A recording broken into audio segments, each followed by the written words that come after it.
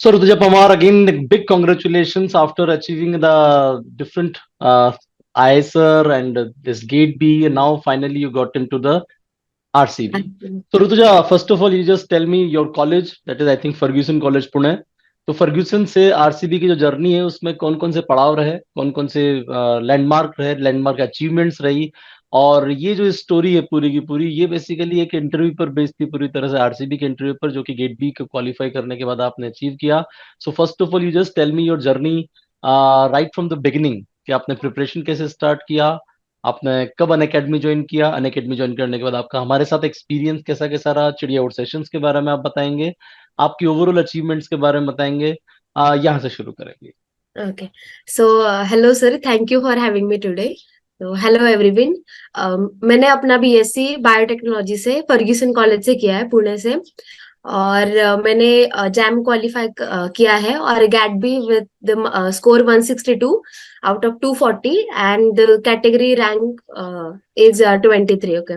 तो मेरा एमएससी के लिए आईसर टीवीएम में और ऑफ कोर्स आरसीबी में, आईआईटी इंदौर, एसपीपीयू, बीएचयू इस इन जगह पे सिलेक्शन हुआ है. तो I join RCB. Then Unacademy journey, और your Unacademy journey. Yeah actually मैंने स्टार्टिंग में रिकॉर्डिंग देखती थी मैं, बट आफ्टर मतलब जब गैट बी में 1-2 महीना बाकी था तो उसके पहले मैंने लाइव क्लासेस और जो प्रैक्टिस सेशंस होते थे, खास करके आपकी चिड़िया और सेशन, तो वो मतलब मैं एक ही सेशन बार बार देखती थी. मतलब कुछ अगर क्वेश्चन छूट गया हो ऐसे, और टॉपिक वाइज तो वो भी मैं काफी देखती थी. और अगर थ्योरी क्लासेस की बात करें तो आपके मैंने एक्सक्लूसिवली क्लासेस देखे थे for every each and every topic. Okay. So how was your experience with Unacademy? Unacademy का एक्सपीरियंस काफी मतलब अच्छा था. और उनका मतलब सबसे ज्यादा मुझे कोई फीचर पसंद आया तो वो पोल का था. अगर आप कोई एमसीक्यू सॉल्व करते हो तो नीचे पोल के ऑप्शंस आते हैं. तो ये मतलब अब अगर आप ऐसे नॉर्मली कोई क्वेश्चन सॉल्व करते हो और 4 ऑप्शंस है, तो आपको अगर किसी 2 ऑप्शन में कंफ्यूजन है तो आपके दिमाग में है कि ए और बी है और बी है. बट अन अकेडमी पे आपको चूज करना पड़ेगा, इधर ए और इधर बी. अगर आपने ए और बी ऐसे समझ के लिया और बाद में अगर आपने आंसर देखा कि बी है, तो आपको यही लगेगा कि आपने बी ही सोचा था, बट आपने एक्चुअल में ए और बी सोचा था. तो ये अन अकेडमी का मतलब बहुत फायदा हुआ कि पोल का ऑप्शन है, so you have to choose either of the option. ये काफी अच्छा था. और थियरी क्लासेस जो होते थे तो मैं मतलब उससे ही रिकॉर्डिंग देखती थी मैं मोस्टली.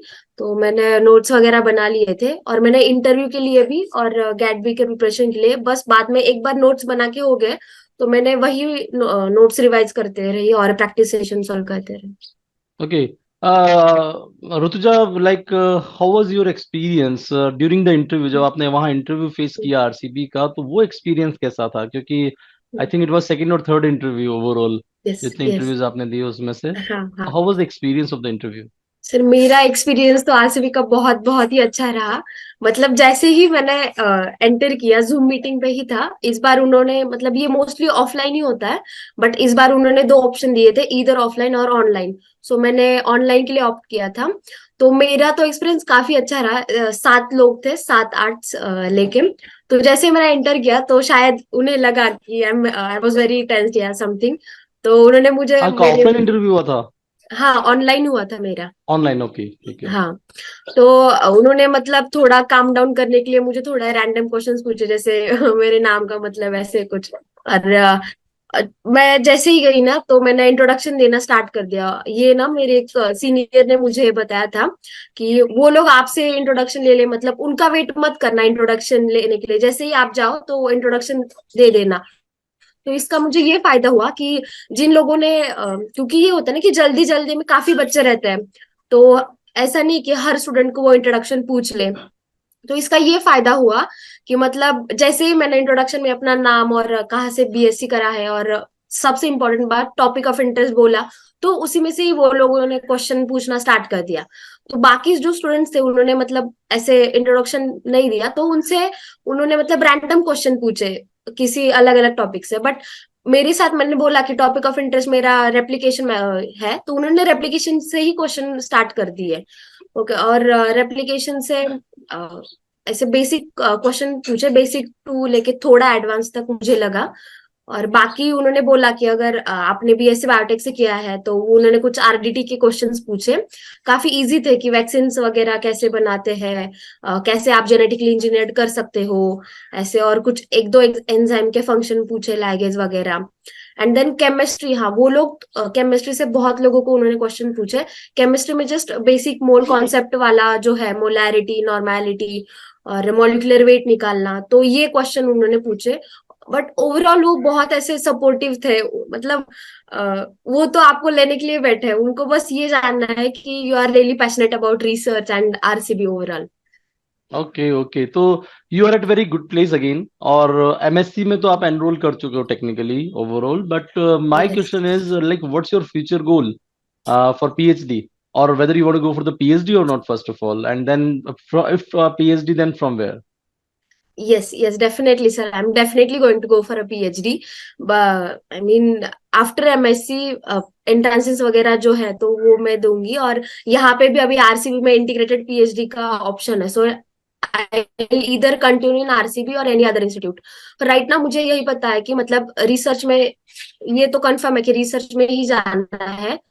और पीएचडी के लिए मैंने आईआईएससी अच्छी जगह, मतलब इंडिया में ही आईआईएससी एनसीबीएस के ऑप्शन कंसिडर कर रही हूँ। So what message you want to give to the all your fellow students जो आपके जूनियर्स हैं, कि क्या एग्जैक्टली स्ट्रेटजी रखनी चाहिए प्रिपरेशन की, गेट बी की स्पेशली प्रिपरेशन की, क्योंकि गेट बी के थ्रू भी आपने बहुत अच्छा रैंक अचीव किया था। तो सेक्शन ए और बी जो दो आपके गेट बी के सेक्शन है, उसके लिए क्या स्ट्रेटजी रखें, और मेंटली कैसे प्रिपेयर होते हैं किसी इंटरव्यू के लिए? ओके, सो अगर इंटरव्यू की ऑलवेज बात करें, mental strength actually, yes exam is yes not about exactly, only studies. हाँ yes. So the golden tip that I would like to share with all of the students is choose your words wisely.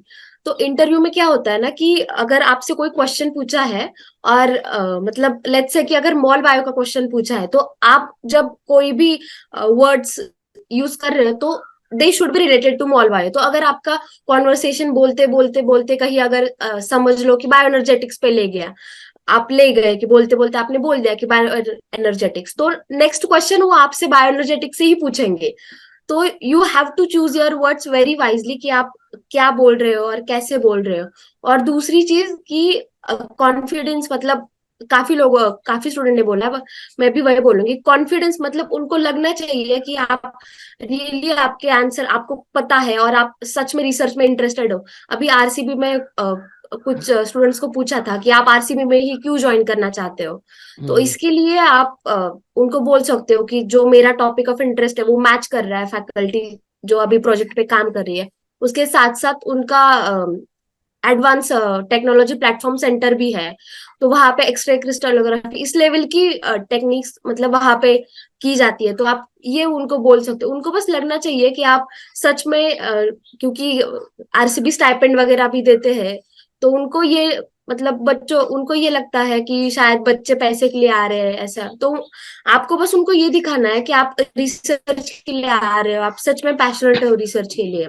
And for GAT B part A का जो है, तो वो जो मैंने state board की books थी तो वहां से ही किया था।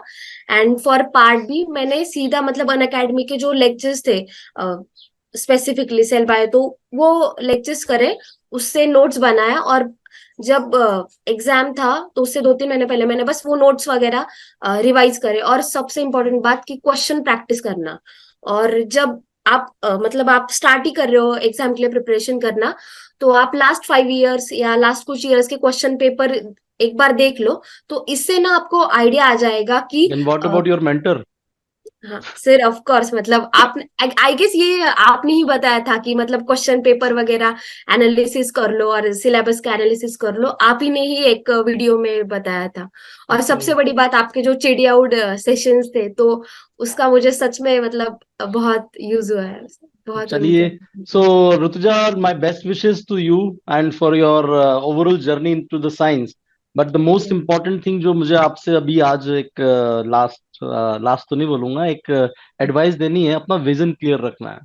अपने यस पैशन को क्लियर रखना है कि मुझे किस तरफ जाना है, क्यों जाना है। तो ये जो इमोशन है ना, विजन वाला इमोशन, कि यार मेरी जिंदगी की क्लैरिटी ये वाली है, और इसको आप मेंटेन करोगे तो लगातार लगातार अच्छा होता चला जाएगा। यस हर चीज में आप आगे बढ़ते जाओगे।